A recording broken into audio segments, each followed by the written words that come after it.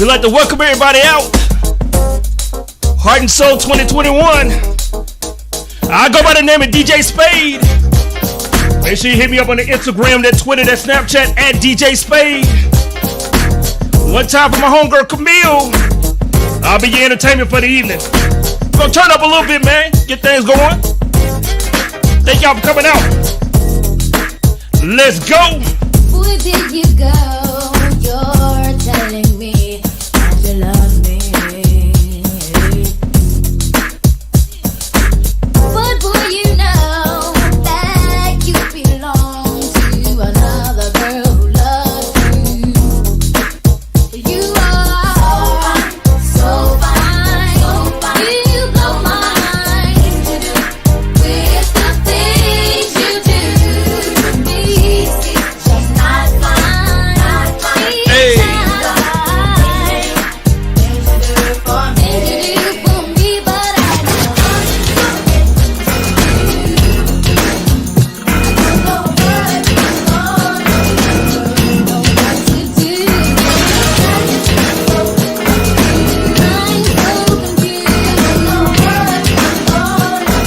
You're now live in the mix with DJ Spade. I don't love her. I try to tell myself, but you can see it in my eyes. So don't deny, I can't fool no one else. The truth is in the tears I cry. 'Cause if it isn't love, why do I feel this way? Why does she stay on my mind? Hey. Why does it hurt so bad? Heart and Soul 2021.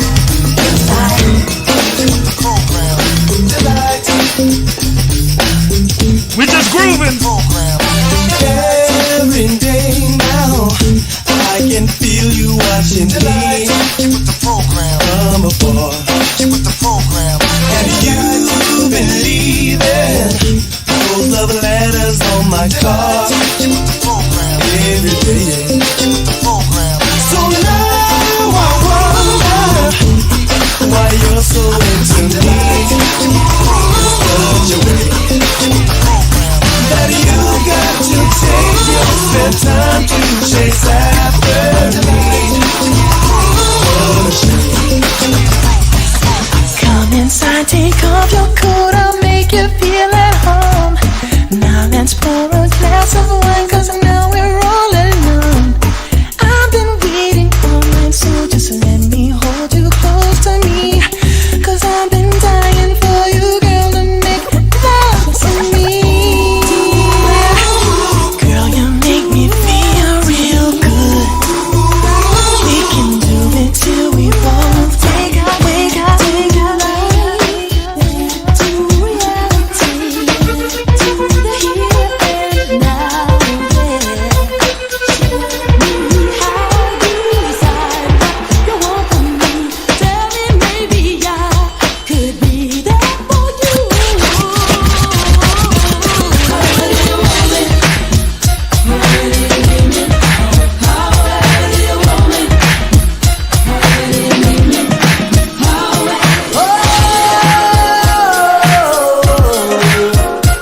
I'm on,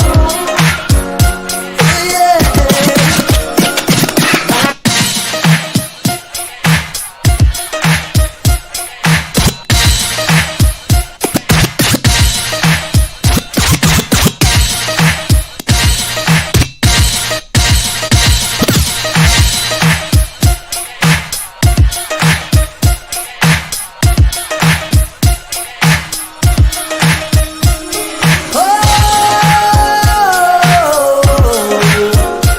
I'm on,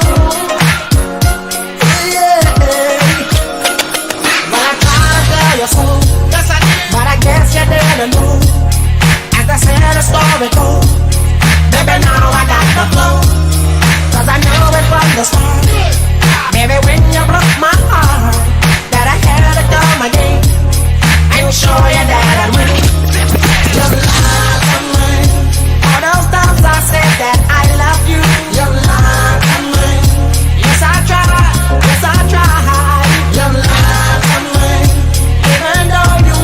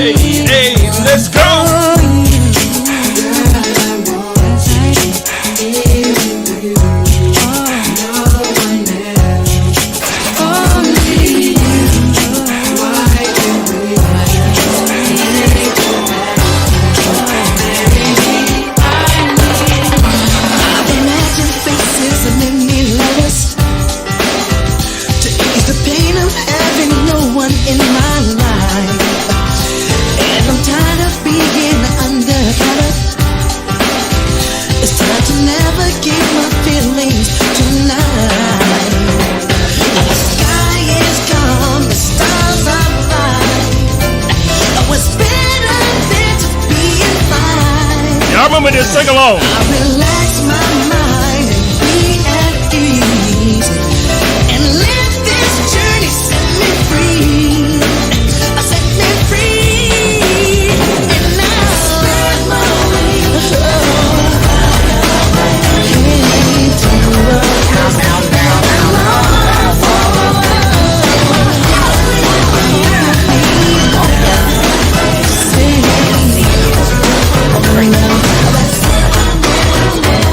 Can't sleep at night. I toss the time, listening for the telephone. But when it gets your call, I'm all choked up. Can't believe you called my home. And as a matter of fact, it blows my mind you would even talk to me. Because a girl like you is like a dream come true, a real life fantasy. No matter what your friends try to tell you, we were made to fall in love, and we will be together in any kind of weather. Strike back, every little step I take, you will be there. Every little step I make, we're together. Every little step I take, you will be there. Every little step I make, we're together. How you doing, miss? My name is L, I'm from Queens. I heard about your man, he like the late sugar cream. Don't shake about a mosquito with Donna jeans, but he slipped up and threw his rock to a fiend. He be playing like a willy cause he dressed shit up, never knowing that his woman is in need of love. He got Versace, gold link, stomach chains with rocks, official hairstyle, but you stuck up in the spot, making love, Duke is weak, then he falling asleep. You on the phone with your old peeps, dying to creep between my sheets. So what you got Chanel on your feet, hot sex on a platter makes the mission complete. I wanna laugh with you, I do what I gotta do. I wanna laugh with you, I do what I gotta do. I wanna laugh with you, I do what I gotta do.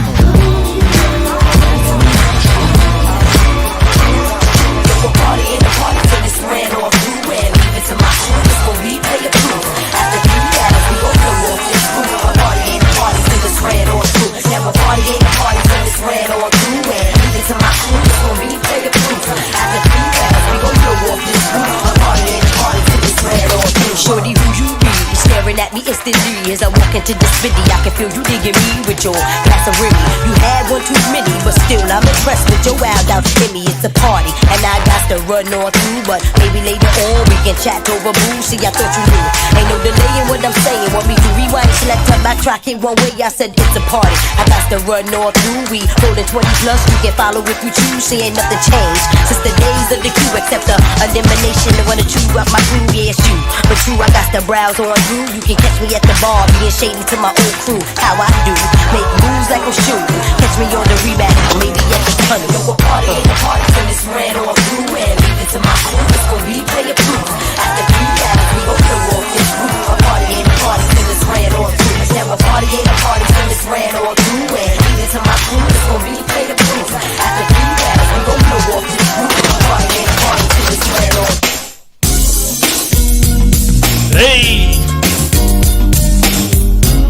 Heart and Soul 2021. We live right now. Tell a friend to tell a friend. One time to my homegirl Camille. I see you, ma. Let's go. Love, well, that's alright. Well, we'll be there for you more than day and night. But you gotta be good and do it right. Ain't got no time for part-time loving in my life. Where you wanna be loved, hey, that's okay. 'Cause I fall in line right with my sexuality. But you gotta be down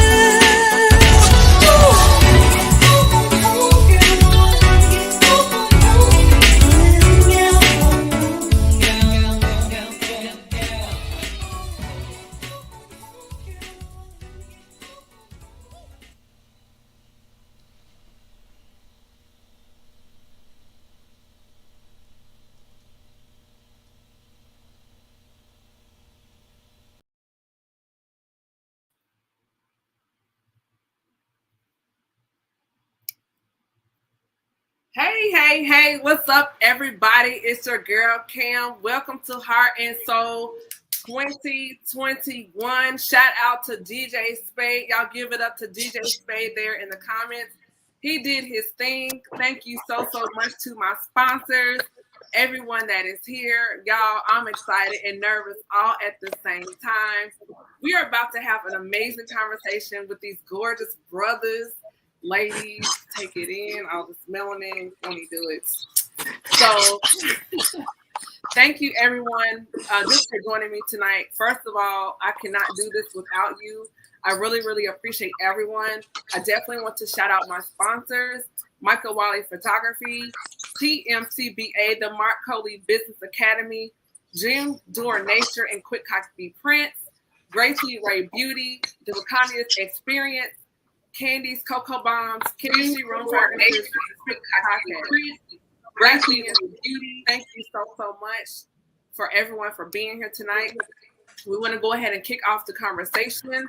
I do want to introduce the panel on tonight. So, fellas, if you're not speaking, please mute your mic. That way, everyone doesn't have the feedback, and we can do it one at a time. I'm going to start with Dr. Wayne Woodson. Wayne, go ahead and introduce yourself. Hey everybody, I am Arwayne Woodson. I run a consulting firm that deals with Black nonprofits and higher ed institutions, and I have a foundation, and then I have my media company which does production and events. Glad to be here. Thank you for the invite. Of course. Then we have next up Mark Coley of the Mark Coley Business Academy. Hey, what's going on? It's Mark Coley here. I'm the founder of the Mark Coley Business Academy. We teach entrepreneurs personal development, spiritual development, and business development. It's an honor to be here the second time with Heart and Soul. Thank you. And it's an honor to have you back, my brother.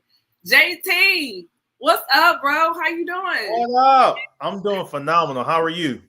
Good. How are you? It's great to see you. Good to see you as well. DJ Spade wanted me to play spades, man. That was wonderful, man. That was good.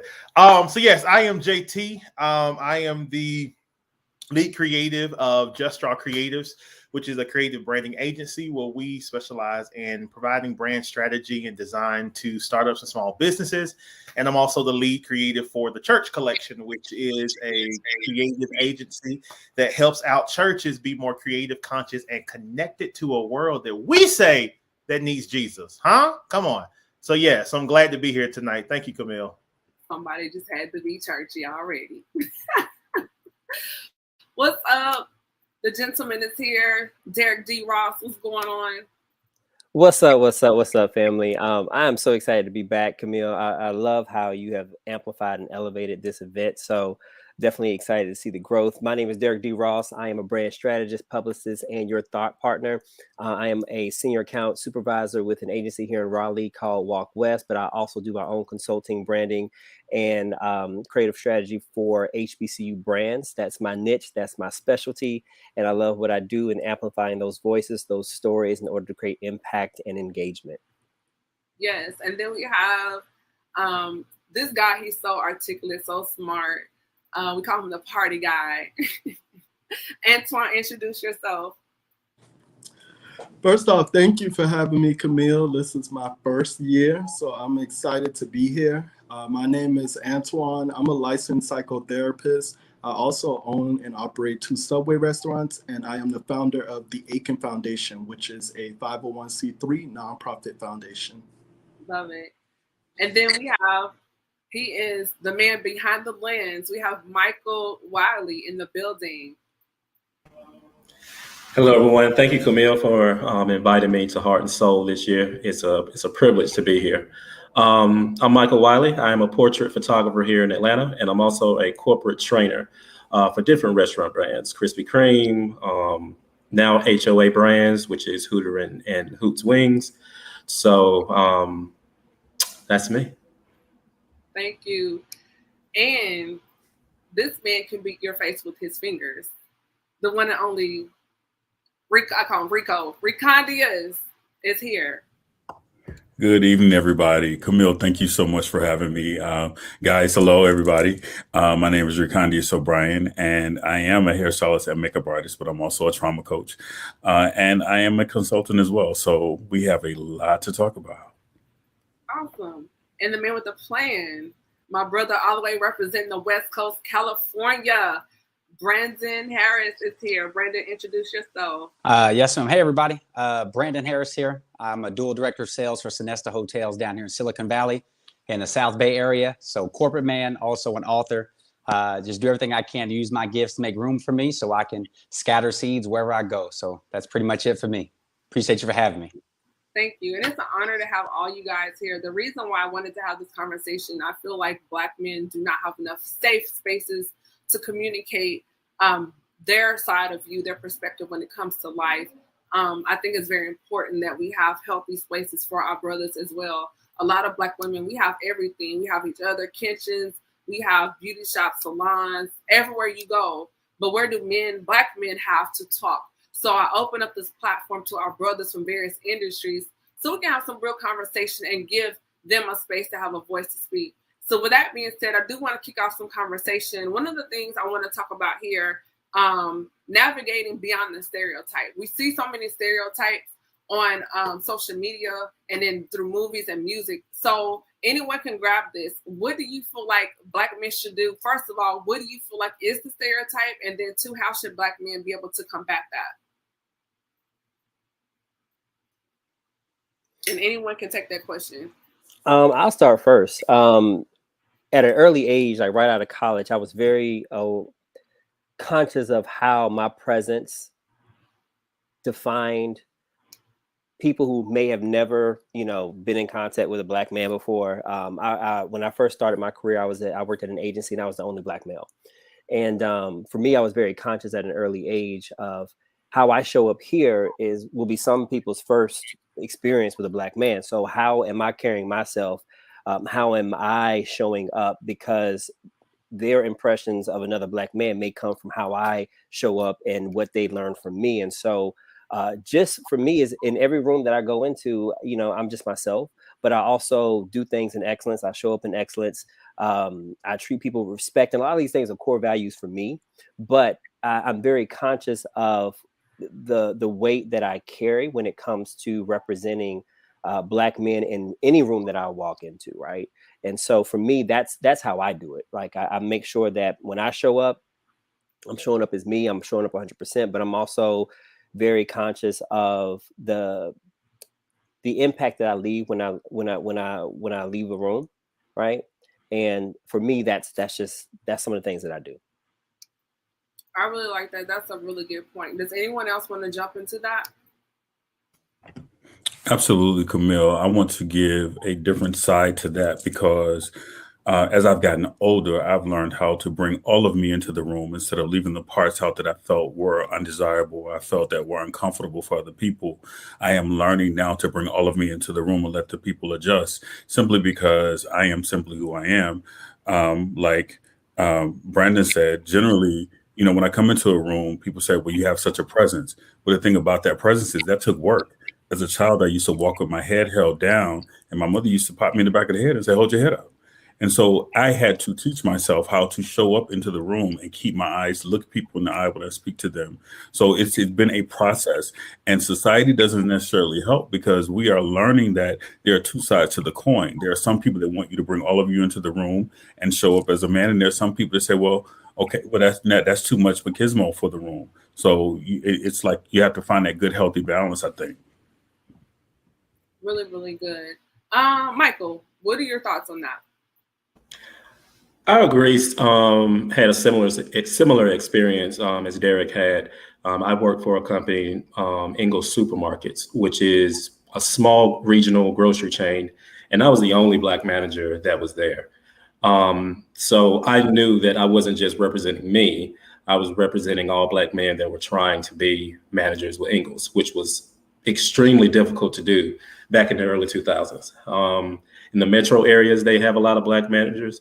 But if you go into areas where Ingles stores are very profitable, you only see white managers. So I agree with Derek, just, showing up with excellence. It is hard because sometimes you go in and you almost can't make a mistake because it'll be used against you. So I agree with Derek on that. That's really good. Thank you for sharing that. I think one of the things I think Rakani has brought out was the point how a lot of times with brothers, there's a presence. And Antoine and I've had this conversation before when it talks about how Black men present themselves is taken as aggressive when that's not the case.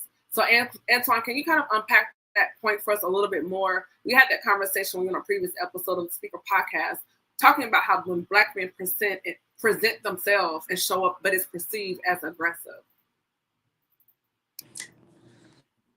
Yes, we have had that conversation, and I think that it's always important just to kind of ground this conversation. I think that it's important to even think historically what Black men have encountered and what society has put upon us in this country. I think you can't have this conversation without talking about things like slavery and what we endured during slavery and how those themes were then passed on not that many generations ago. So when you think about that, you think about the fact that when we show up in society, there's certain societal norms that are put upon us that we've had no input in. We didn't choose them. We didn't say this is how we should act.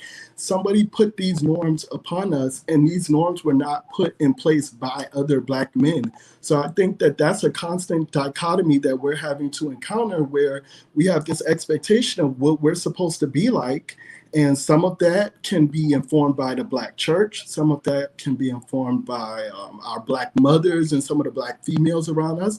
And then some of it can just be informed by society in general, where we can't feel, we can't have emotions, we can't show weakness. But who defines weakness? It's oftentimes not us. So I think that it's important that you have things that are socially constructed, but then you have an individually applied perspective. And I'm going to always introduce my individually applied perspective when I walk into a room. And similar to what I think two other people have said, I've become less apologetic when I come into the room. I don't feel like I have to come into a room and feel like I'm representing the entire Black male race, because that's impossible to do. We all have different experiences. I'm going to carry myself well, but I'm going to be unapologetic about how I present myself. And if the people in the room are offended by that, I'm not going to apologize for that. That's really good. So with that being said, I want to bounce off Brandon, touching on something Antoine said. So how do you, being in corporate America, how do you navigate beyond the stereotype, Brandon? Yeah, great question. So as she said, I do work in the corporate world as a dual director of sales for a hotel company.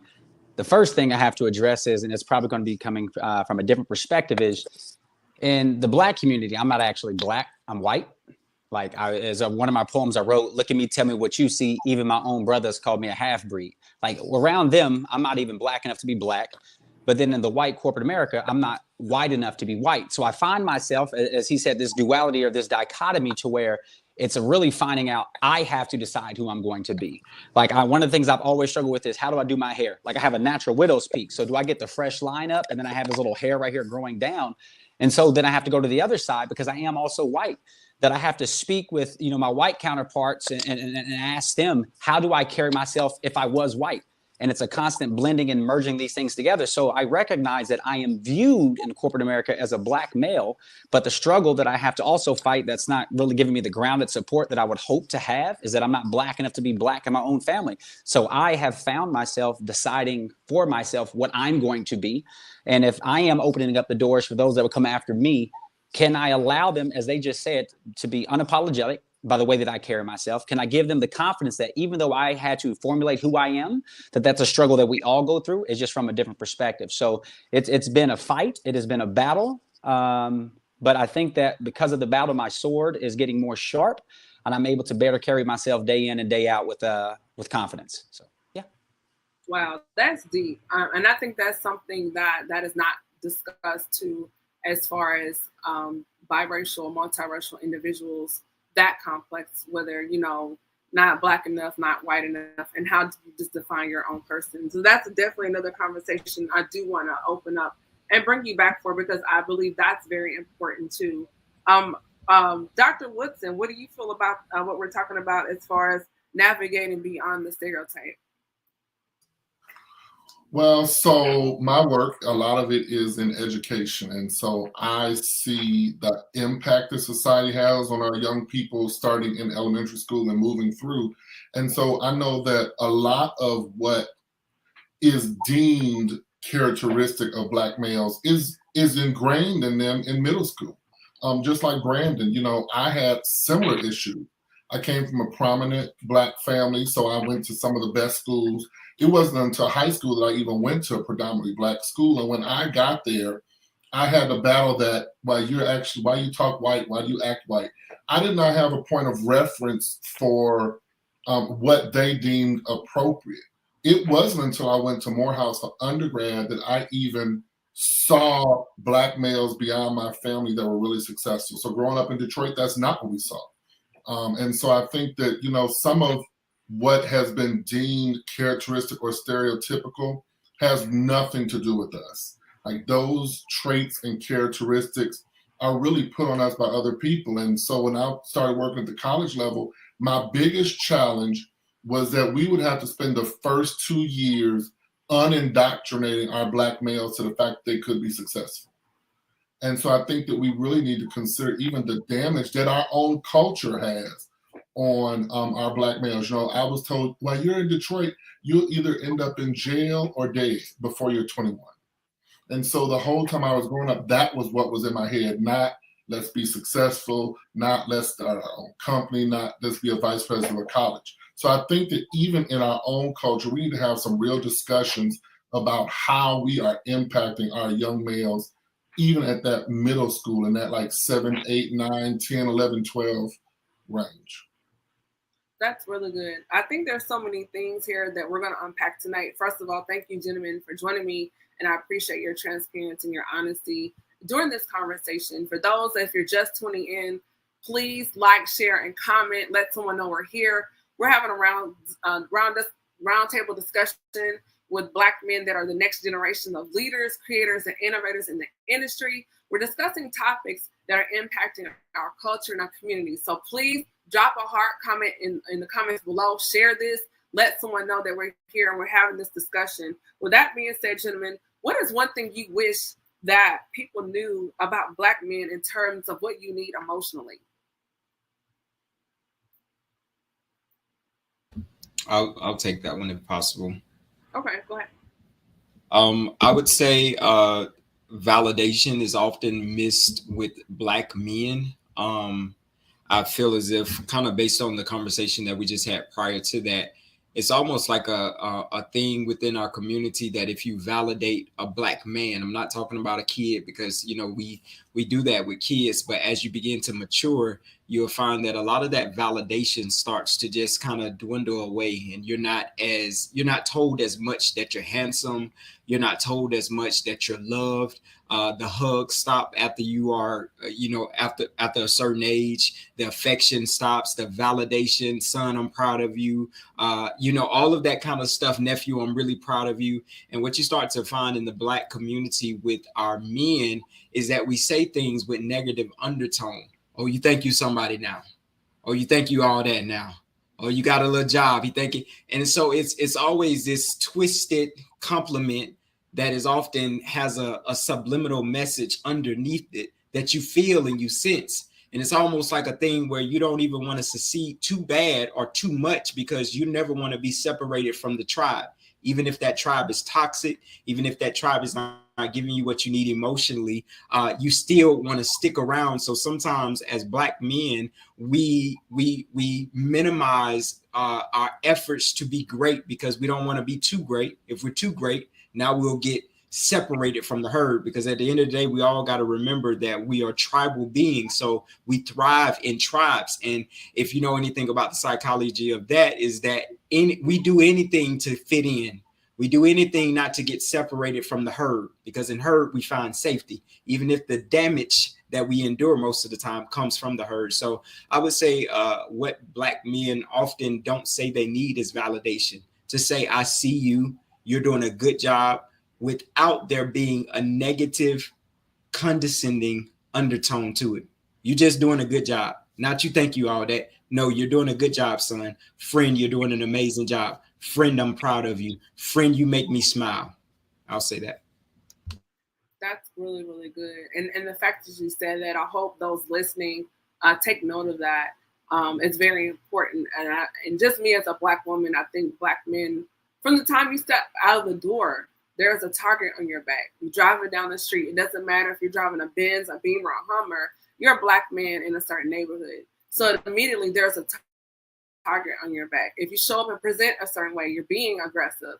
And you're always conscious of all these things. So the fact that you're saying those things, Mark, I think is really, really important. And just thank you for sharing that. And just have you guys here, just even in this conversation, I think alone speaks volumes, because I think it's really important for men to know that.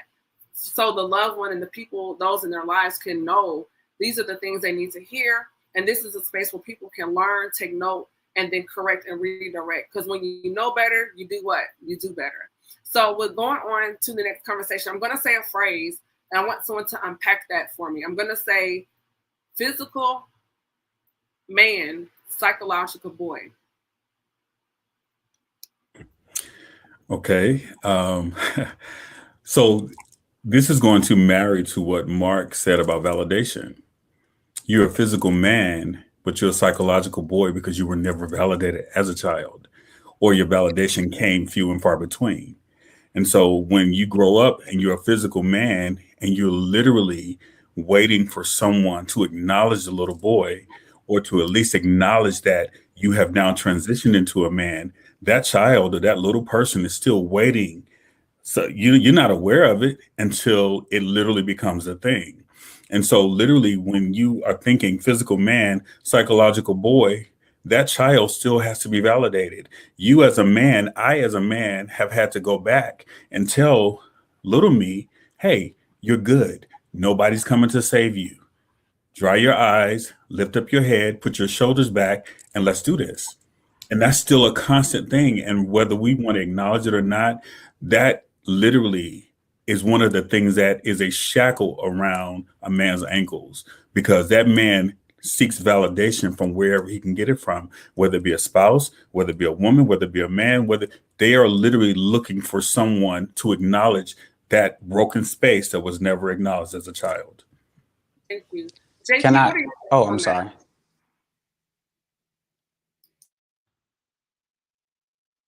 JT? I'm sorry. I heard Brandon getting ready to say something. Oh, okay. Yeah, We I'm hadn't heard sorry. from you. What are your thoughts on that? For me? Yes. Okay. I agree with what he just said. And I do say when those moments come, I'm always the one to say, what's the root? Where did it come from?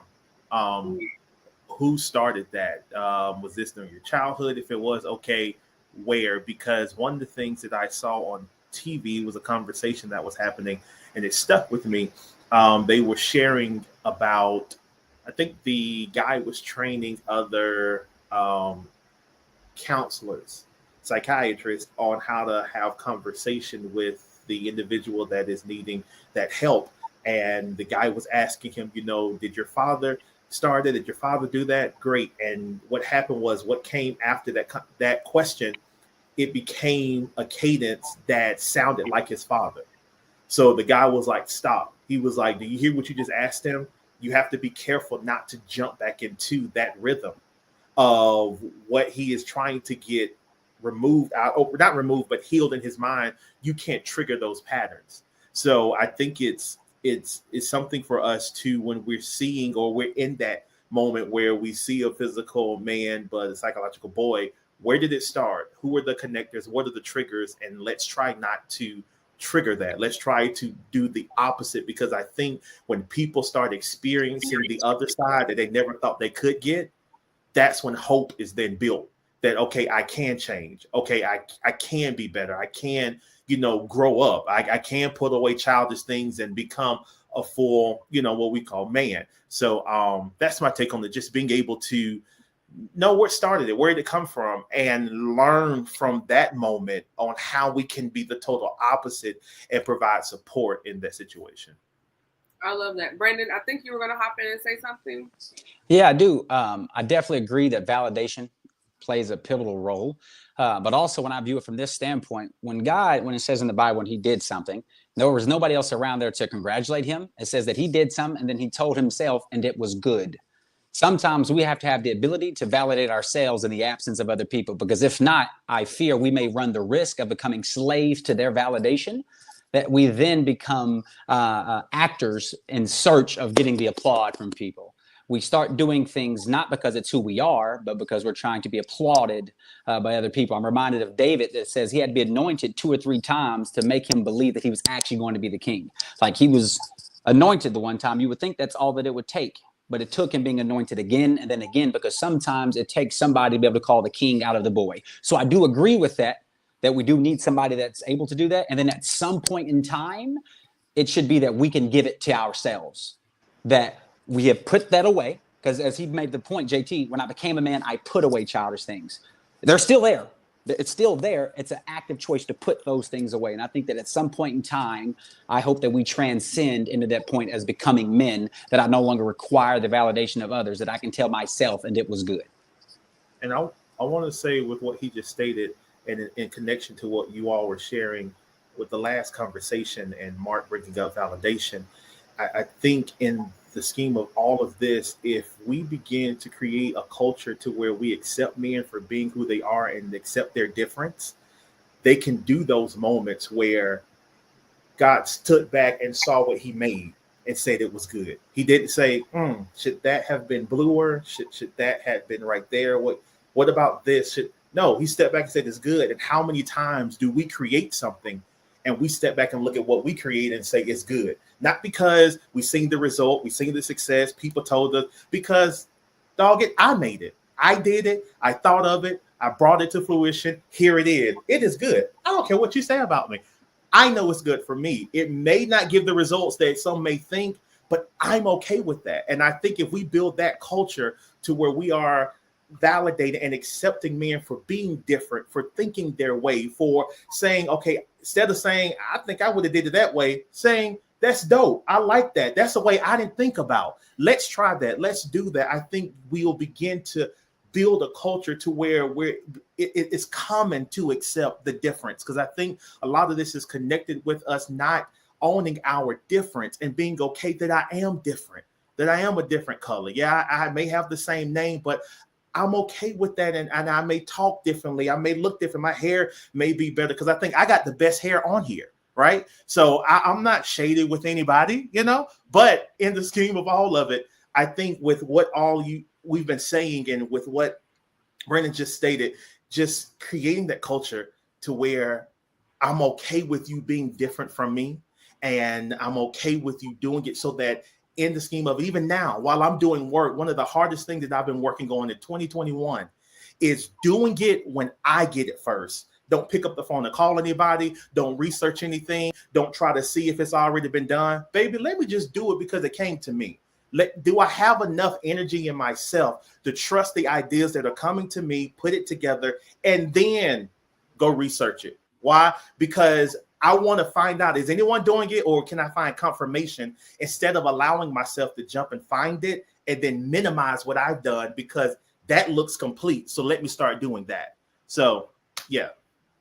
I just want to add one thing completely on when I hear that statement, I think about it differently. And I think about just mental health just in general. And the fact that when we are young, we are really taught that emotions are not healthy, that men don't show their emotions, that is not what men do. And so what we really do when our Black males become men, we've created like this pressure cooker where we don't, many of us know how to manage our emotions, how to express ourselves effectively. We are discouraged from ever seeing counselors.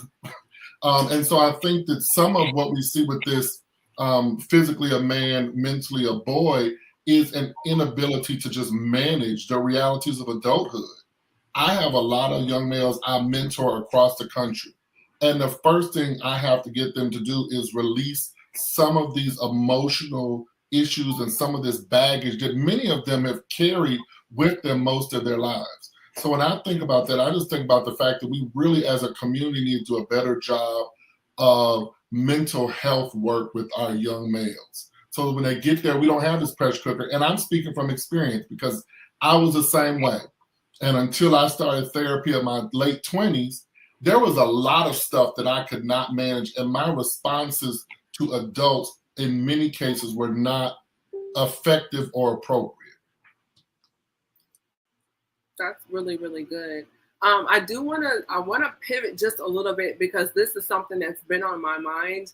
And I've asked someone this question before. As Black men, you guys go through so much. You have so many things that you deal with throughout your life, ups and downs. And when you're in a relationship with someone you love, someone you're dating, someone you care about, or even if you're married, how can you as a man navigate that space when you're going through it, but you don't make the person that you feel like they're walking on eggshells or that they're shut out or unsafe? And anyone can grab that question.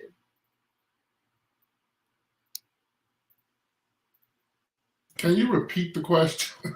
When you're in a relationship with someone and you're going through the ups and downs of life, how do you navigate what you're going through, but you don't make your partner feel emotionally unsafe? So I think I didn't do it effectively at the front end, so I would just be honest and transparent and say that I was not effective at this at all. But I think the main issue is our ability to communicate. And not communicate what's going on in the situation, but communicate how we're feeling and why we're responding a certain way.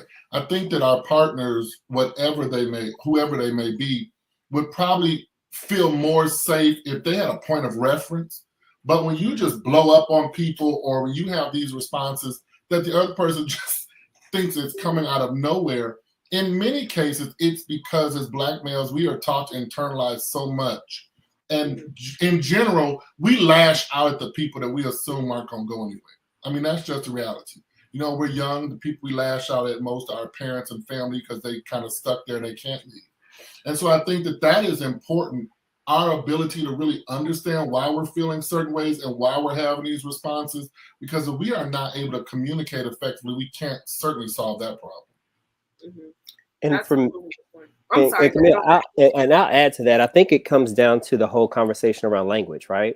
Because for me, you know, early on, it was frustrating because I didn't have the language or the words to describe how I was feeling. So the frustration of not being able to clearly communicate how I was feeling to a loved one or somebody about the situation, and then me trying to explain it, but them not getting it, just made the frustration a little bit more. And I think we see that a lot, not only present day as we continue to evolve as Black men, but then also in the younger generation, it's language. Even to go back to what Mark was saying, like, I can say, JT, yo, your hair looks fly now because I've done the work to get to the point where I can compliment another Black man and not make myself feel like, oh, shoot, like I need to add some extra jargon to that or like a little negative connotation so it doesn't seem like, you know what I'm saying, like I'm being, you know, whatever the conversation or the word people want to use. Like I can give another brother a comment, yo, man, you look dope, you're handsome, man, and not feel a certain way because I've done the work. And I think if we can start to create the spaces where with our younger folks, which I didn't have this when I was younger, because I can count on one hand how many times I told my dad I loved him. Even to now, I say it more now as an adult, but as a kid, I never heard that from him. And so being able to create space and understand that now and being able to create a language around expressing your feelings in a way where it becomes normal that I can compliment another brother and it doesn't have to be anything but that. You know what I'm saying? So language, giving youth the words to be able to describe their emotions and how I feel. And that goes back to the mental health piece. And I think it all connects in every aspect that we're talking about today. Is if I don't have the language, then I'm going to communicate it in another way because I am frustrated because I cannot say what I feel and no one is getting it because I don't have the words. Right. Yeah. Can I add something to that too, Camille? Yeah, sure. Go ahead. So I completely agree with both statements about the language. And just having to internalize a lot as a kid. And I know we've all heard this, you know, and I'll probably go on record saying our counterparts probably heard the same thing. You know, boys don't cry. You know, I don't know at what point we transition from being babies to whatever age. I don't know the standard age, but you're told certain things like you just don't show emotions. You know, you don't cry. You don't exhibit anything that you see a woman do. You shouldn't do that. So then when you start to feel these emotions, you really don't know what to do with it because there's no outlet that you've been given to share them. So that doesn't just stop in that moment.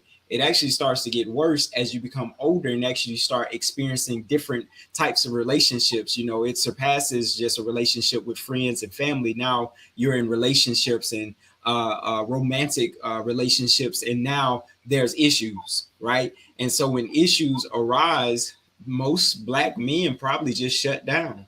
We just get quiet. And it's so uncomfortable for people because they don't know what's wrong. You can't communicate what's wrong. They ask you what's wrong because there's a clear change of energy, clear change of how you're showing up, but you don't even have the language like Brandon said. You don't, I mean, like my man said, I'm sorry, you don't have the language to communicate how you feel, right? So it's just a weird space. And I think a lot of us just don't go to therapy and we don't go, to get counseling so that we can actually work through those emotions and communicate it. And even to the point I have to find myself like, when was the last time you cried? When was the last time you, just talking to myself, release emotions and let things go?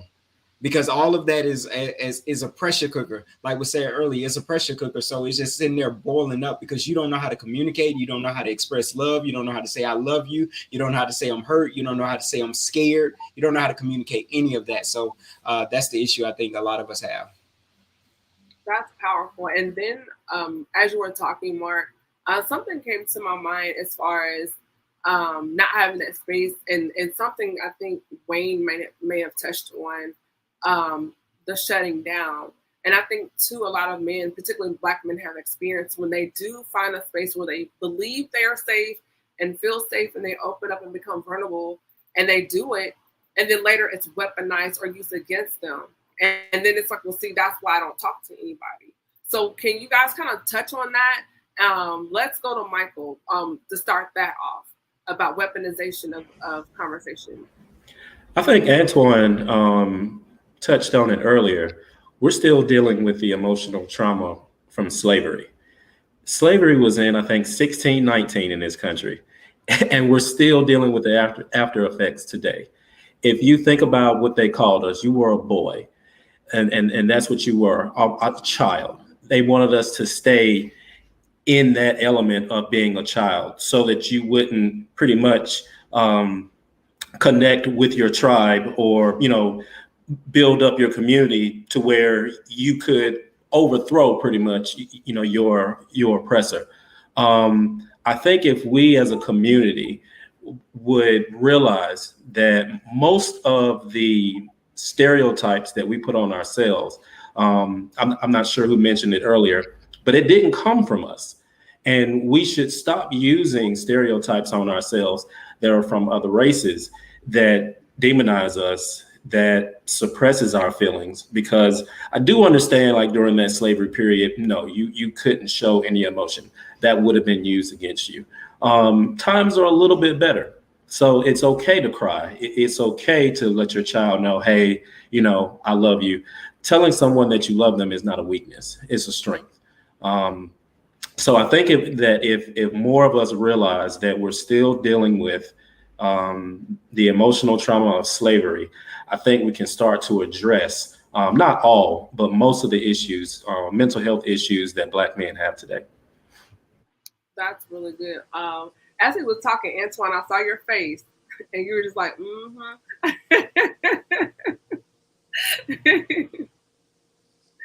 Well, can I touch on that, Ms. Camille? Yes, from please, Antoine? please. I mean, from Mr. Michael. Yes. So I do agree with both Antoine and Michael in the slavery aspect of things. My great grandmother raised my mom, and she's the daughter of somebody that just come from being slaves. I'm from Oklahoma. So when you think about the generations of this, I'm only 3 or 4 generations removed from somebody that has a direct relationship with slavery. But I'm reminded of somebody when I think about Martin Luther King and Moses, when I make the comparison of them, as Moses was freeing the slaves, it says that the slaves groaned against him and said, we were better off as slaves. This lets me know that there is a mindset out there that some people actually like where they are. And I can back it up with this scripture. When Jesus asked the man by the pool, will you be made whole? Now, I do understand that we are, in fact, dealing with some of those traumas and childhood issues. But the question I ask people is, when will we be made whole? Like, I agree, we need to have these conversations with people, and I think that we can have them, but we can have them amongst ourselves. Sometimes I'm learning that if somebody doesn't want to talk to you, it's fine. Let them be them. There's a scripture where it says, pick yourselves up and shake the dust off as a testimony to them. Some people don't want to hear what you're going through. They have no time for it. They're not trying to listen to anything you're talking about, so you're just going to make yourself mad. And I know that people get mad because if you remember the two, they were called the Barnacres brothers, the sons of thunder. Whenever somebody turned them down, they said, Jesus, you want us to cast down fire from heaven on them? Some of these dudes was about it, that if somebody didn't want to listen to what they went through, they said, can we cast down fire from heaven on them? You just don't want. What I'm learning in my life to recognize, this may not apply for everybody, is that at some point in our time, we have to acknowledge what it is. Yes, we were slaves, but there's some parts of that culture that we hold on to because we feel it's safer for us. It's best for us, as somebody else said earlier. So I asked then, when people say that I'm African American, I don't care for the term at all, because I don't feel African, because I have no ties to my culture, my heritage, my name. I don't have any of that, and I don't feel American because I don't get a chance to fully enjoy the rights and liberties that this country claims to offer us. So it seems as we have to decide who we're going to be. We have to decide what our culture is going to be and start from here. As Joshua said, I don't give a damn what y'all do anymore. Me and my house going to serve the Lord. There has to come a point in time where we recognize where we come from, and then we have to trust God that He's going to get us through where we need to be, and we have to make a stand and say, I'm not going to go and conform to the comings and goings of the world. I'm going to be ye transformed by the renewing of my mind and decide who I'm going to be. I just wanted to make sure that I said that to the slavery piece. I fully agree with what Brandon's saying. I think the challenge is we're not honest in our community. We shield a lot of stuff. We pretend like everything's okay. And I think that exactly some of what he's saying is critical. First of all, we were not slaves. We were enslaved kings and queens from another country. And that's a big distinction when you're trying to shift people's mindsets. Because we need to realize that, even what Brandon said, before that, we already had an identity. And somewhere in our culture, there's been this disconnect that our people just started in the 1600s. And that's completely inaccurate. My great-grand uncle Carl G. Woodson said that we can't advance if we keep relying on the people who are enslaving us to do stuff for us. And that's a critical component. We're not going to be able to do this work effectively if we don't take some ownership of managing our own stuff. People have lots to say about Islamic people and Jewish people, but if you go in those communities, those grocery stores are owned by their people. The businesses are owned by their people. If there are needs, they build their own community centers. I will never forget when I was an undergrad, they had put this picture of Brandy up over by the Muslim supermarket. When we came back the next day, they had spray painted a whole veil on her and covered her face. Now, at the time, I was like, this is extra, but no. This is our community, and these are our standards. And if you're going to be in here doing stuff, then you're going to adhere to our standards. We are not going to conform to yours. And I think that's the challenge. And sometimes our leaders get in these leadership positions, and they forget where they came from. And they don't really focus on us anymore. They focus on whoever they think is going to do the most for them. And that's an ineffective way of moving forward. And we can't do the work Brandon's referencing if we don't have some honest conversations about the stuff that's going on. That's really good. Camille, I wanted to make a point really quick. Okay. Obviously I work in mental health, and I've seen a lot of Black men in mental health. And I think that one of the distinctions that I always like to make when I first start working with a Black male that, let's say, has presented to me, is that mental health is an organic process. That means there's some kind of chemical imbalance. There's something going on that is causing functional and occupational distress. But absent of poverty, would this mental health still be in place? Absent of trauma, would this mental health still be in place? So I think that it's important. While there's definitely people that have just organic mental health issues, and there's a whole genetic component to it and a whole biological component to it. I think that it's also important to acknowledge that there are certain systems that are put in place that cause mental health to be a higher propensity on.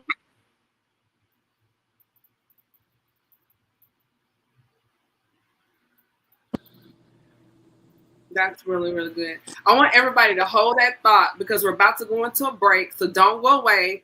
I'm going to bring back DJ Spade. We're going to thank some sponsors, and then we're going to pick up this conversation. So while we're on break, you guys, please like, share in the comments below.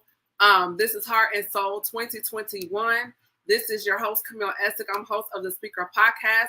We have some phenomenal conversations going on right now. And I want to thank everybody for tuning in. I want to thank my panelists. We have some beautiful Black men, very intelligent Black men in all their industries. And I want to thank them. So y'all, ladies, show the brothers some love tonight. Drop hearts in the comments below. Let these beautiful Black men know that we appreciate them. And while that being said, DJ Spade, take it away.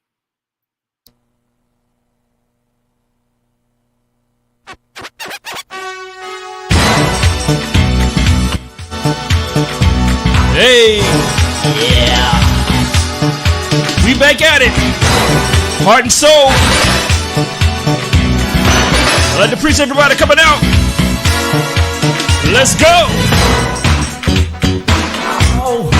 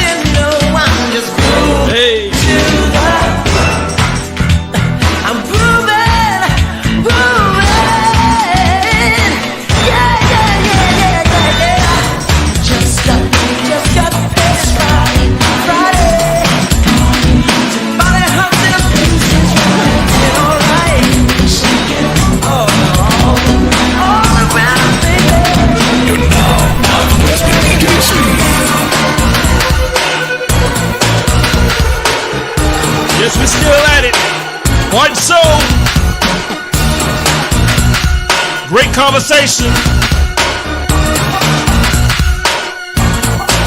Let's go. What you've been missing in a minute, I can survive. Your wish is my command.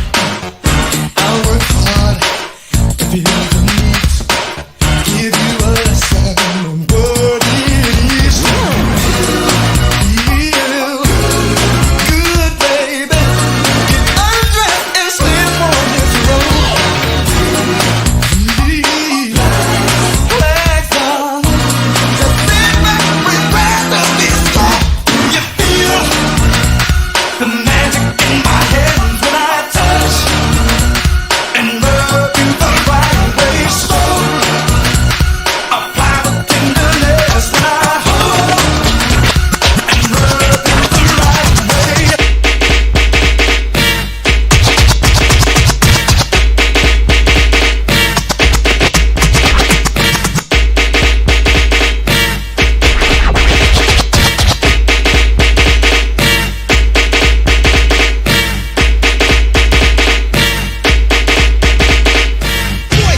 Yeah, Spider-Man and Freeze in full effect. You ready, Ron? I'm ready. You ready, Dave? I'm ready, Slick. Are you? Oh yeah, take it down.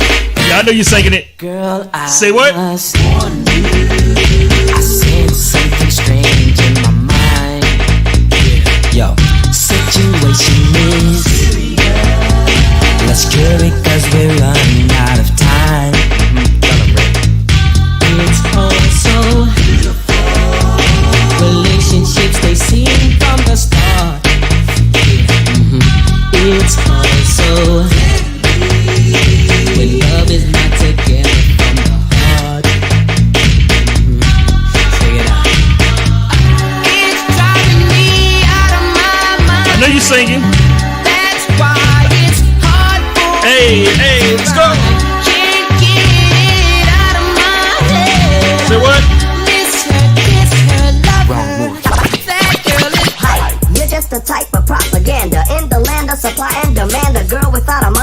human. They gotta be more than just a butt that's booming. Assuming there's hype. You're just a type of propaganda in the land of supply and demand of hype. You're just a type of propaganda. You're just a type of propaganda. Hype. You're just a type of propaganda. Hype. You're just a type of propaganda. Hype. You're just a type of propaganda in the land of supply and demand. A girl without a mind ain't human. They gotta be more than just a butt that's booming. Assuming there's room in my life for a lover. Undercover, not the one that'll hover over me like a bird. Before says, I ain't with that. Yes, girl, you better kick that.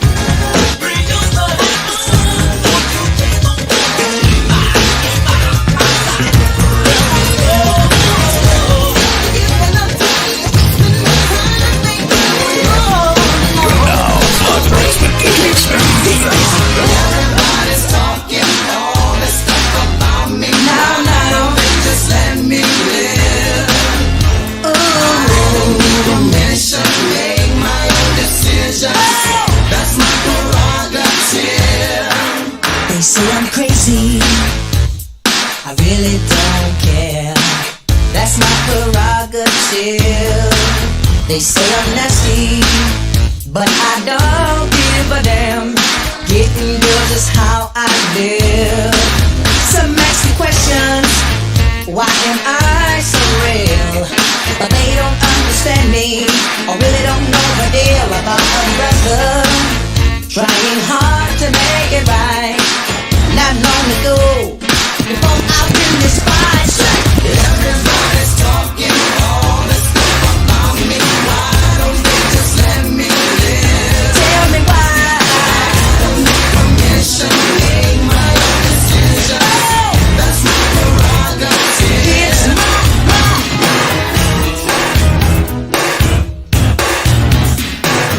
Heart and Soul 2021. Hey, let's go.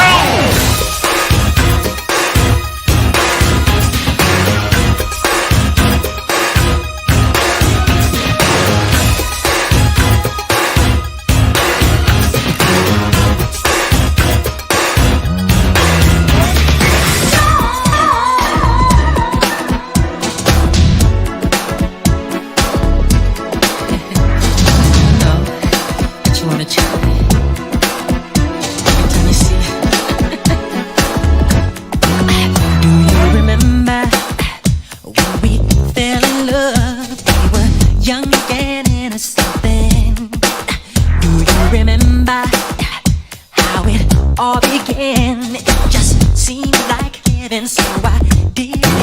Do you remember back in the fall? The game up in the road long. Do you remember us holding hands? And you know I love you. Come on, you were all alone.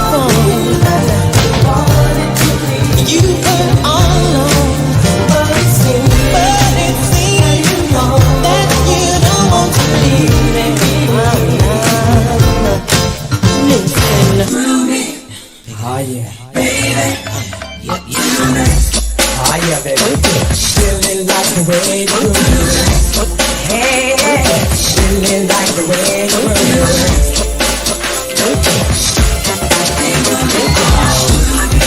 Oh, baby, oh, tonight, baby, please. When I get you home tonight, and it's gonna be alright. We're just you and I. Hey, let's make an eyes to hey girl, I'm in a romantic mood. Singing ooh, won't you thrill me tonight? Sing out with me.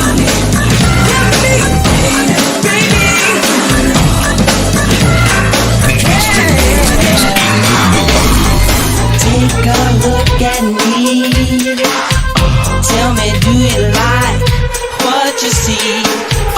Do you think you can? Do you think you can do me?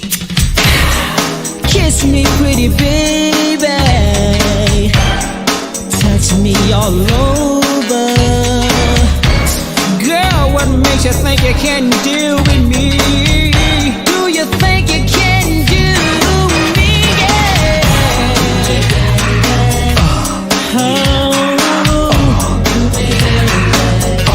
Do you think you can do me?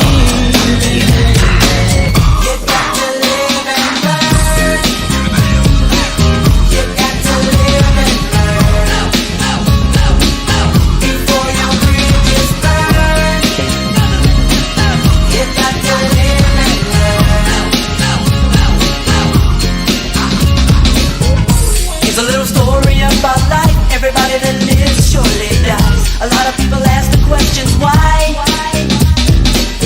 Some people have to go through so much more before they really learn about life's score. The subject is not to be ignored.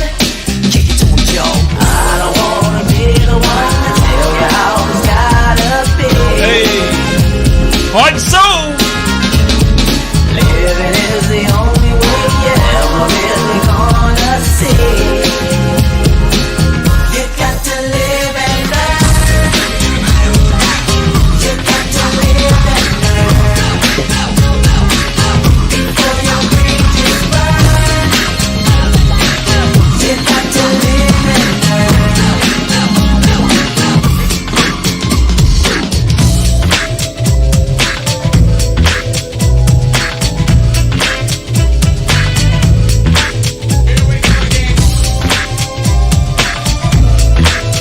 Once again, I go by the name of DJ Spade.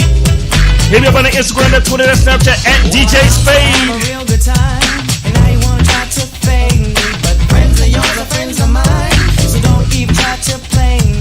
If you don't have nothing good to say, the words will be withholding. These kind of games a girl will play, just like Mother told me so. This one goes out to all of the house. Express my feelings right about now in the way I like to do things. Let's go, bring it.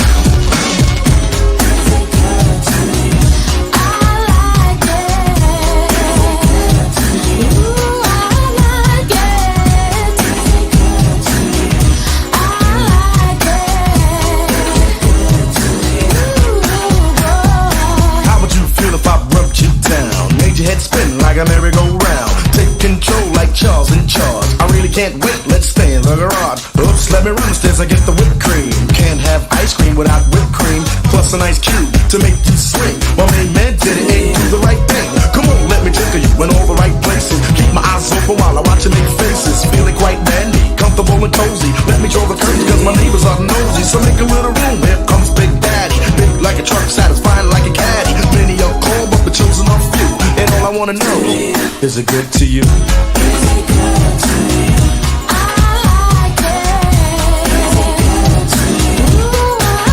Is it good to you?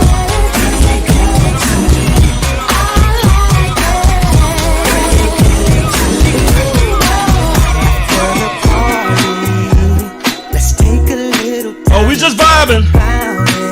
Heart and soul. Going through your mind and ass be shaking. Ooh, it looks so right. I wanna ride. See, I would be lying if I ain't tell you. It made me wanna flip and you can't tell me. You ain't feeling the same ish, girl, it's our chemistry. Like icing on a cake. I hope you stay so we can do our thing after the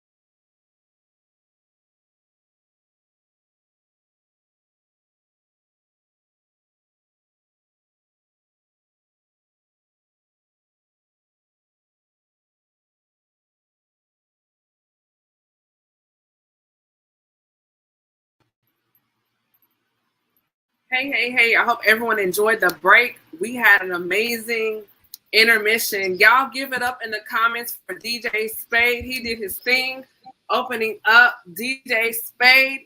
Go follow him right now on Instagram right now.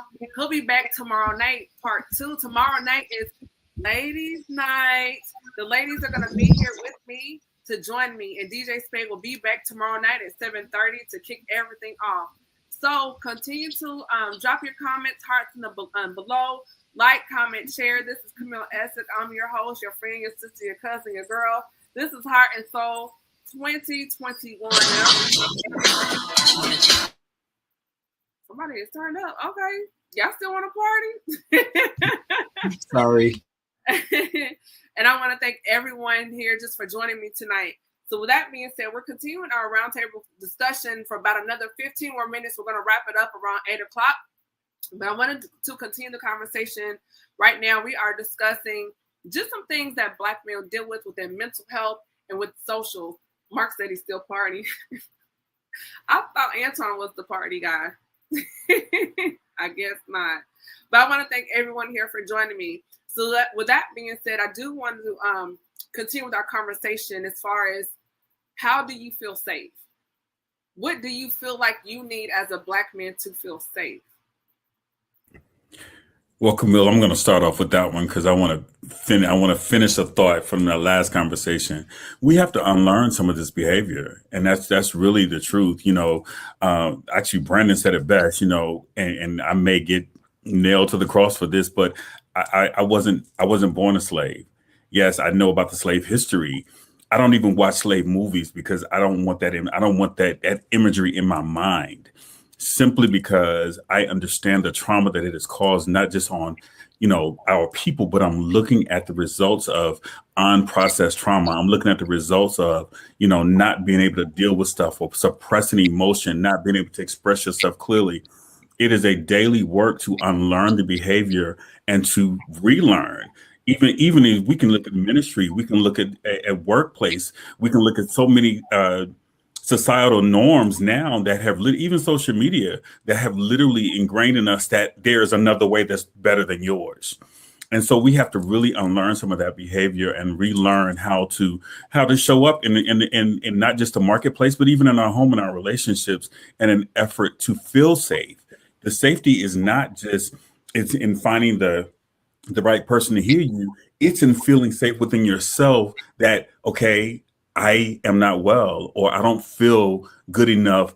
I'm not showing up as myself. How do I change that narrative? How do I fix that?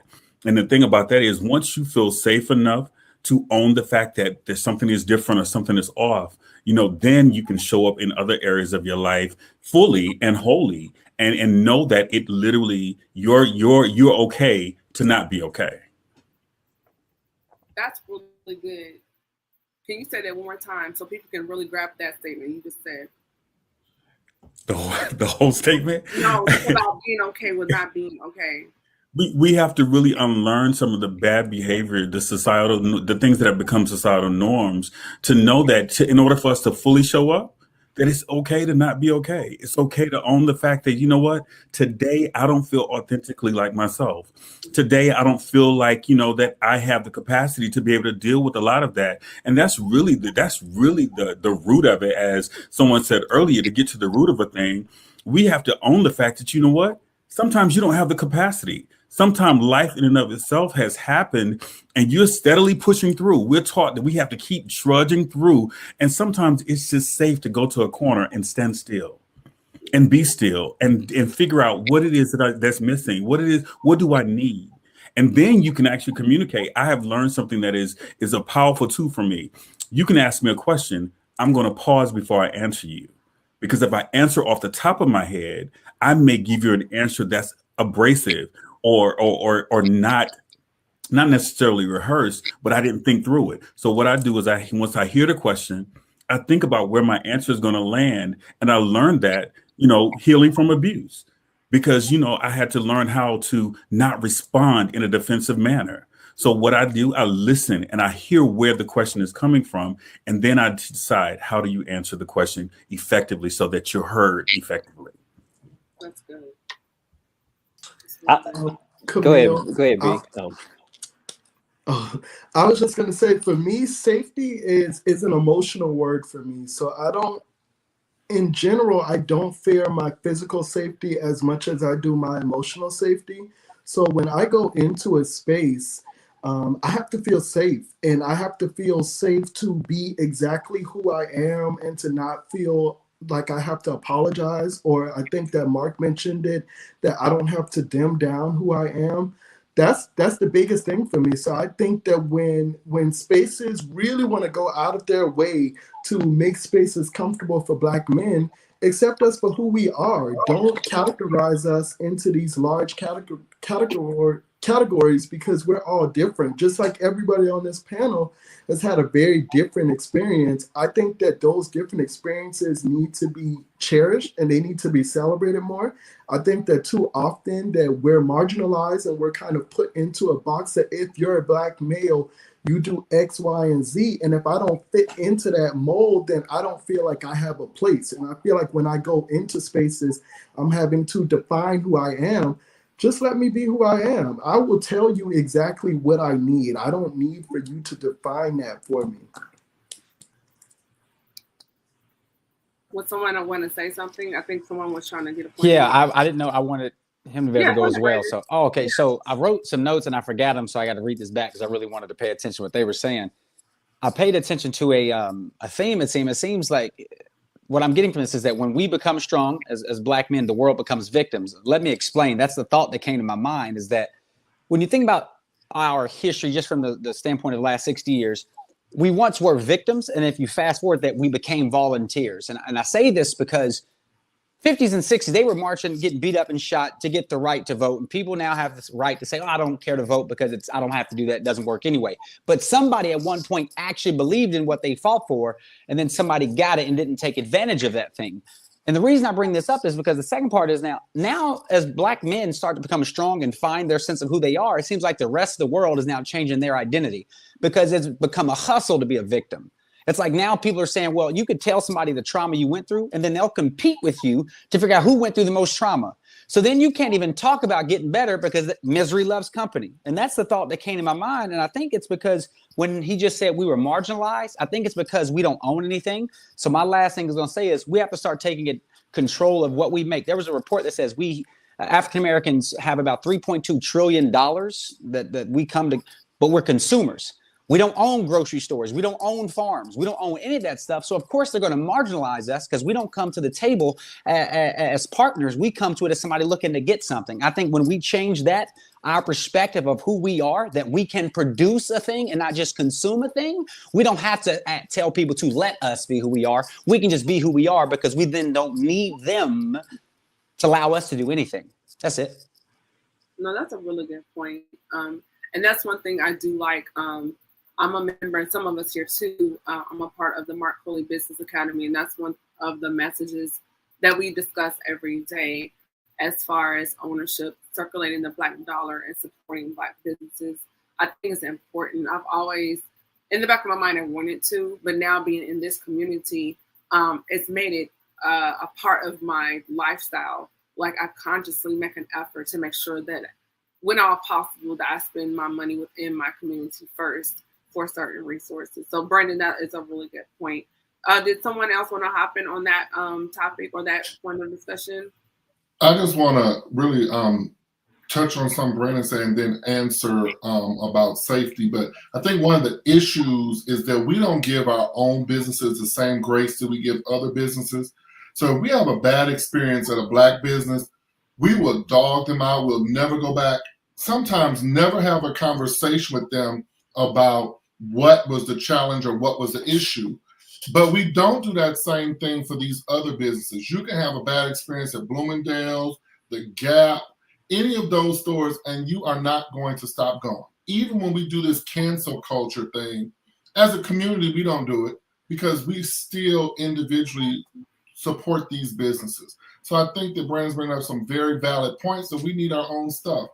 And then, which is probably not the prevailing belief, but in terms of safety, I think the reality is the moment I tend to become safe, then something crazy happens generally in this country. So I was feeling kind of safe early part of this century, and now we're just getting gunned down in the streets, and then people are just like, it is what it is, and we are becoming desensitized to our own need for safety. So now it's just like the status quo. I have heard young males in their 20s and 30s say that they don't expect to come home when they leave the house. That concerns me, because that is just saying that across the board, there is an issue with our physical safety. And it goes back to what I said earlier. We need to have some very serious conversations about how we're going to solve our own problems. And that's something Brandon's addressing too. We need to solve our own problems and stop looking to other people to do it for us. That's really, really good. JT, Michael, did you want to hop on that? Just a different perspective.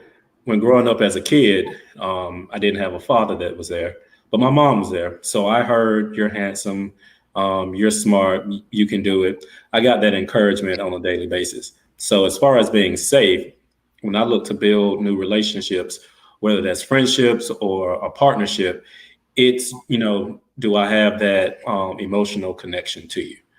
So for me, it's that emotional connection of whether or not I feel safe sharing stuff with you, sharing stuff that I wouldn't, put out in public. So that's what I would add to that, different perspective on that. That's really good. I think that kind of ties back into the point I made before the break regarding the weaponization when men, particularly Black men, when you guys do open up and then it's weaponized against you. And then there are situations, whether it's a friend, partner, wife, husband, whomever, may ask, well, why aren't you talking to me? What's going on? And it's all tied into not feeling safe, not feeling trusted. So I think it's very important, that we talk here openly so people can kind of hear. And sometimes people don't see themselves. So one of the reasons why I wanted to have this platform for all of us as a community to see that despite what society says about Black men, you guys are very smart, very intelligent, you have feelings, you have thoughts, but about all and anything else, you're human, period. And I think because we see these stereotypes a lot of times within our community, people forget the humanity when you're looking at a Black man. And it makes me angry and it irritates me when Black men are demonized, viewed as monsters, predators, viewed as aggressive. It really burns me up because I know that's not the case. So thank you guys just for opening up and sharing your thoughts with me on that tonight. Did anybody have any final thoughts before we move on?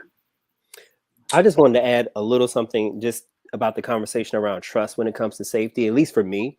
Okay.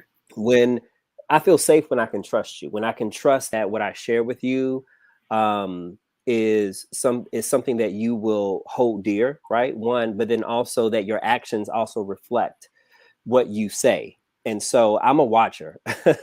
And so when someone says, oh, you can trust me, or that, hey, I have your back about this, I'm going to watch to see how your actions also support your words.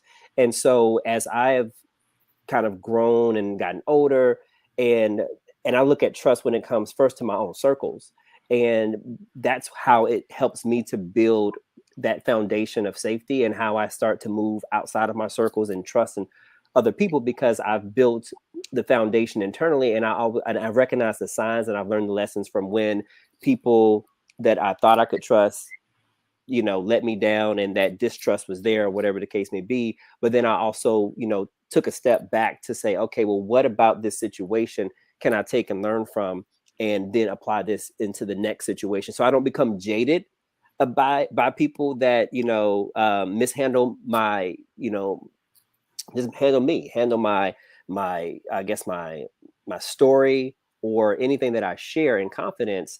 I have to learn not to be jaded, which is hard, because it's a lesson in that. And so for me, when I think about safety, I think about trust.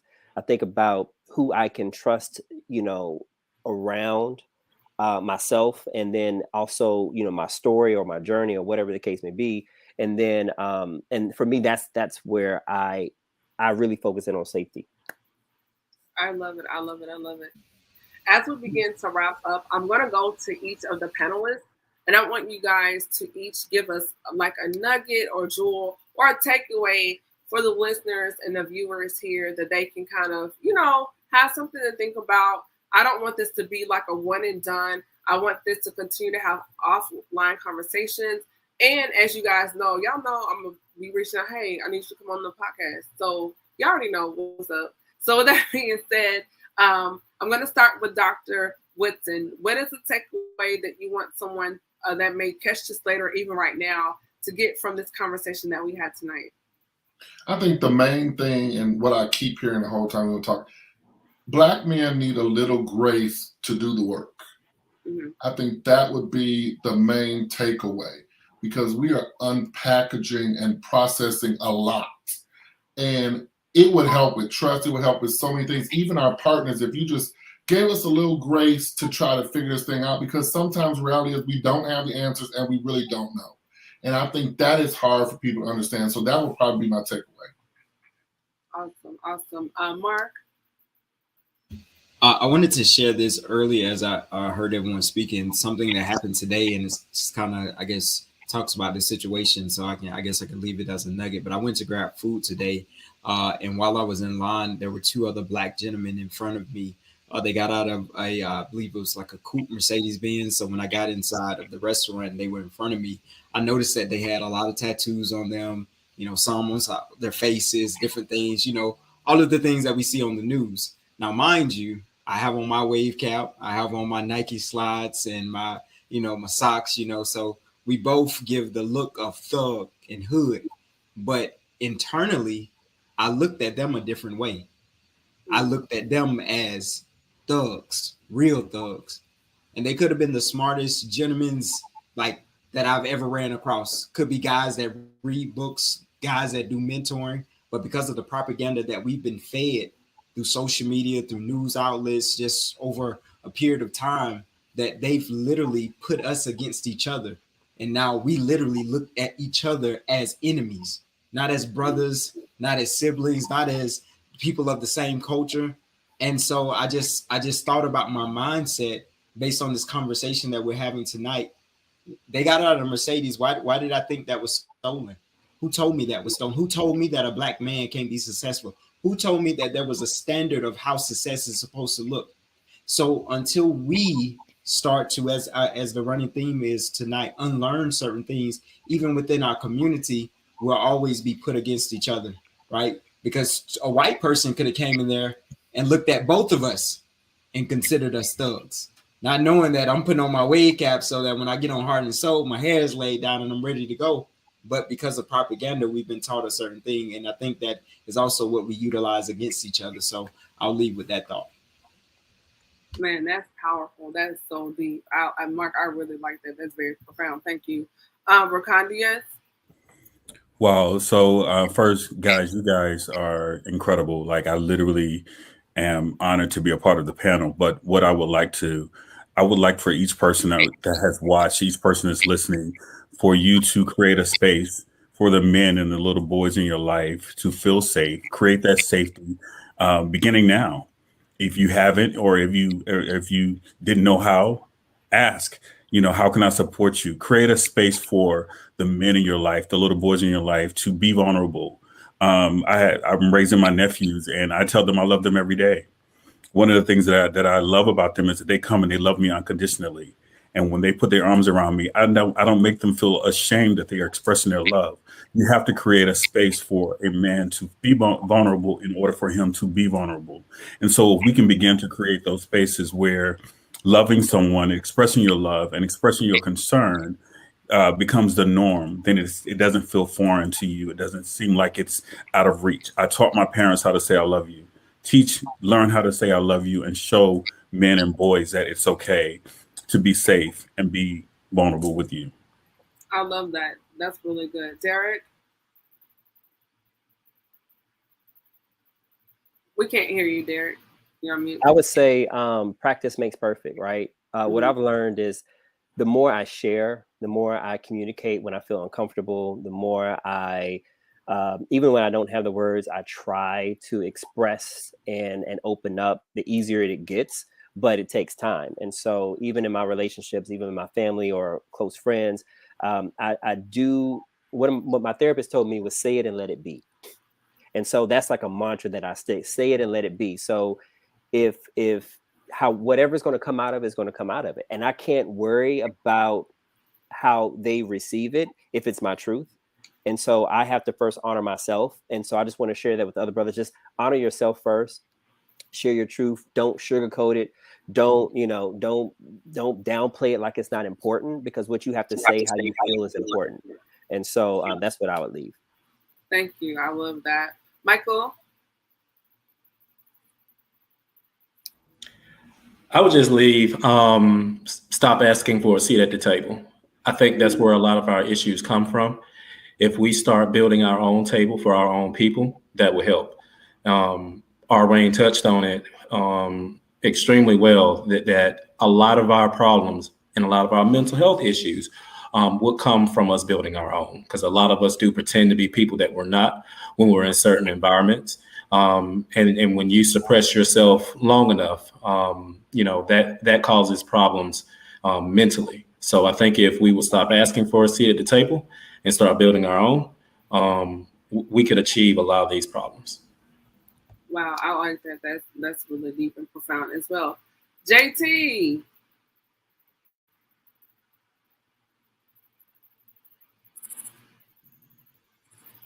Can you hear me? Yes, we can hear you. Seeing my face pop up, it scared me a little bit, but we're good. We're good. It's beautiful. So what I would leave is, it's a saying that I've been saying for a couple of years, is don't allow your past experiences to hinder your future expectation.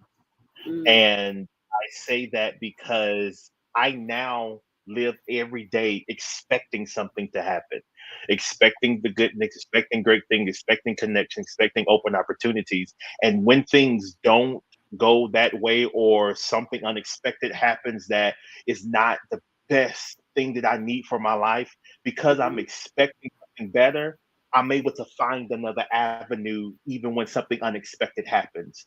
So I know what people may have said about certain individuals. I know what people may have brought to the table. I know what people may have done, situations, but I don't allow that to hinder what I'm expecting for my life every single day. So I go out having that. So that's what I encourage everyone to do, is to expect greatness every day. And when it goes left, you can now find another avenue that you probably didn't see, because we have an expectation of what we're looking for. But I think that's a way to be able to keep going even when speed bumps and walls try to block you. I love it. Antoine, your turn. So first, Camille, I want to thank you for creating this space, because this type of space is not common. This is not something that happens a lot. And that leads me to what my point would be: responsibility. I think that we all have all of the things that everybody talked about tonight. I think we all own an individual responsibility to make those things happen. We all have a responsibility to create spaces like this where we flesh out these issues. I think a lot of the dialogue tonight talked about responsibility, in the sense that we can't depend. Society has already made their decision. So we can't depend on that. And other groups have already made their decisions. So it's up to us to create the spaces that we need to be in so that we can flesh out these issues. We have social responsibility to each other. We have economic responsibility to each other. We have all of these responsibilities to each other, and we are much better off collaboratively than we are individually. And that's something that we talk about a lot, but that's not something that we practice. And that's something that I want to see more of. That's something that I'm going to individually challenge myself to do. And I would encourage everybody watching to do the same. I love that. Hashtag responsibility. Everybody drop that in the comments below. Hashtag responsibility. Please do that. And last but not least, my brother, Brandon. Hey, for me, it seems that the culmination of all these thoughts, it seems that we wanted that safe space. And I believe that's what the soil is. If you, just to take you to the parable of Jesus, when he talks about there was this farmer that scattered good seed. I want you to recognize the seed as us as men. We're good seed is what he said. But that seed fell amongst different types of soil. And if you understand the different types of soil produce a different type of growth from the seed. That's how much a great place of safety matters to men. That I guarantee you this, women, if you're listening to this right now, you're tuned in. I guarantee you, if you provide good soil for that man, those roots will run deep and it will produce the fruit that you hope to enjoy life and experience from. So if you provide that soil, I guarantee you'll get a return 30, 60, 100-fold. And that's it for me. I love it. First of all, I want to say I was so nervous, but guys, you guys knocked it out of the park. I could not do this without you. I'm humbled and honored. I want to continue to create spaces for men like you to come and talk and speak and be able to do so safely and in a healthy space. I love the fact that you all were very articulate, very responsible, very respectful, which you all are naturally. And that's why I reached out to you guys, because I knew each and every one of you had something that needed to be heard in this world, and to be able to have a space for you guys to say that. So thank you so much. Everyone here that's been rocking with me, first of all, shout out to DJ Spade. Thank you so much. He killed it. He knocked it out of the park. Thank you, DJ Spade. We went to college together. He represented Middle Tennessee State University very well. Another phenomenal husband and father. Thank you, DJ Spade. He'll be back tomorrow night at 7:30 Eastern Standard Time. I want to say thank you again to Dr. Arwayne Woodson, Mark Coley, Reconius Lynch, Derek D. Ross, Michael Wiley, Brandon Harris, Dr. Antoine, future Dr. Antoine Aiken, and JT. So y'all drop some hearts, some flames, some spades. Y'all show these black men some love out here. Go out there, follow them on social media. I'm your girl, your host, your sister, your friend, Camille Essick. This is the Speaker Podcast. This is the podcast where innovators and creators connect. Tomorrow is Ladies Night. The ladies will be here. If you want to know who it is, who's coming on, you know what? You need to follow me. You need to hit that notification button, and you need to make it do what it do. Registration is still available, and it is free. Thank you, everybody, for joining me. Y'all be blessed, and thank you to my sponsor. Shout out again to Michael Wiley Photography, the Mark Coley Business Academy, Dream Door Nation, Gracie Ray Beauty, the Reconics Experience, Candies, Cocoa Bombs, and Chemistry Room Fragrances. With that being said, y'all, be blessed. Peace out. Good night.